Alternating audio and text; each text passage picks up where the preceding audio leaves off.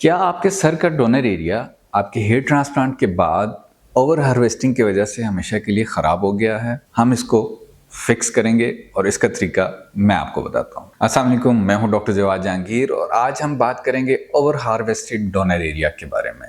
Over harvested donor area وہ donor area ہے جس میں ضرورت سے زیادہ بال نکال لیے گئے ہیں اور اب وہاں پہ پیچینس ڈیولپ ہو گئی ہے اور آپ کی اسکن نظر آ رہی ہے اور ایک عجیب سی ڈونر ایریا کی پکچر ہو چکی ہے۔ 7000 گرافٹس، 9000 گرافٹس، 11000 گرافٹس کی ایک دوڑ لگ چکی ہے مارکیٹ میں اور یہ کمپٹیشن بنایا جا رہا ہے کہ کون زیادہ گرافٹس لگا سکتا ہے۔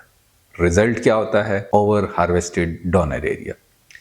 آپ کے سرجن کا کام آپ کے ڈونر ایریا اور ریسیپینٹ ایریا میں ایک بیلنس کریٹ کرنا ہے، نہ کہ یہ over harvested donor area create کرنا ہے۔ اب اس اوور ہارویسٹڈ ڈونر ایریا کا حل دو طرح سے ہے۔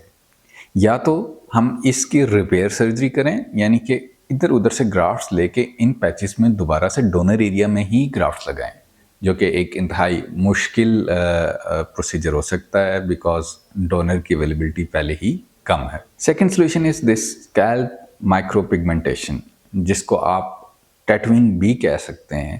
اس میں ہم آپ کی اسکن کو نم کر کے ایک خاص قسم کی مشین سے اس میں ایک خاص قسم کی انک یوز کر کے ڈاٹس اس طرح سے کریٹ کرتے ہیں کہ وہ لک یہ دیں کہ وہاں پہ شاید ہیئر فالیکلس پریزنٹ ہے۔ یاد رکھیں، بالنس سے آپ کے ریسیپینٹ ایریا کی ہے یا آپ کے ڈونر ایریا کی ہے، وہ پرومیننٹ تب نظر آتی ہے کیونکہ ہمارے ہیئرز کا کلر ڈارک ہے اور اسکن کا کلر لائٹ ہے۔ ان دونوں کے کنٹراسٹ میں بالڈنس بڑی پرومیننٹ نظر آتی ہے۔ اگر ہم یہ کنٹراسٹ ختم کر دیں تھرو مائکرو بالڈنگ، چاہے وہ ڈونر ایریا کی ہے یا ریسیپینٹ ایریا کی ہے، تو ایک دم سے بالڈنس ختم دکھتی نظر آتی ہے اور ایک ایلیوژن کریٹ ہو جاتی ہے کہ you have sufficient number of grafts, اور وہاں پہ جو اسکن ویزیبلٹی ہے وہ کافی کم ہو جاتی ہے۔ یہ انتہائی سیف اور افیکٹو وے ہے اور ریکمینڈڈ بھی ہے۔ سو اسکیلپ مائکرو پگمنٹیشن کی ایک لمیٹیشن ہے فار آور مسلم پیشنٹس، وہ یہ ہے کہ اٹ از بلیوڈ کہ جو مائکرو پگمنٹیشن ہے دیٹ از سارٹ آف ٹیٹوئنگ، اور اس میں اسلامک پوائنٹ آف ویو سے کچھ ریسٹرکشنس ہیں۔ سو آئی ول اسٹرکٹلی ایڈوائز مائی مسلم پیشنٹس، اگر وہ مائکرو پگمنٹیشن کی طرف جانا چاہتے ہیں تو ڈو کنسلٹ اسکالر بیفور دس، اور اگر وہ اجازت دیتے ہیں اور وہ اس میں کمفرٹیبل فیل کرتے ہیں، only then go for this micropigmentation. Micropigmentation is a safe procedure اور یوزلی اس میں کوئی رسک فیکٹرز ایسے انوالو نہیں ہوتے۔ ریئرلی کچھ لوگوں میں ہائپر سینسٹیوٹی جو انک یوز ہو رہی ہوتی ہے اس سے ہو سکتی ہے۔ اس کا حل یہ ہے کہ ہم اس میں پہلے ٹیسٹ مائکرو پگمنٹیشن کر لیتے ہیں اور پھر اس کو کچھ دنوں کے لیے چھوڑ دیتے ہیں۔ اف آل از رائٹ تو دین ہم اس پروسیجر کو کمپلیٹ کر سکتے ہیں۔ سو کامن کویسچن از کہ مائکرو پگمنٹیشن کتنا عرصہ چلتی ہے، اور اگر ہم اس کو ریموو کرانا چاہیں تو اس کا کیا حل ہے؟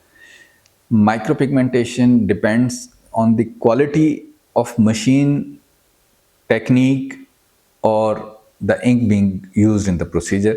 یوزلی یہ ایئرز اینڈ ایئرز سسٹین کرتی ہے، اس کے بعد اس کا کلر لائٹ ہو جاتا ہے، so you can repeat it after that. اور اگر کسی میں غلط ہو گئی ہے یا ہی اور she is not happy with this micro pigmentation, تو اس کو ایزیلی لیزر مشینس کے تھرو ریموو بھی کیا جا سکتا ہے۔ اس کے لیے ریکمینڈڈ لیزر پیکو لیزر کہلاتا ہے، جو کہ نارملی جو skin clinics and aesthetic clinics ہیں ان پہ اویلیبل ہے، and you can remove it.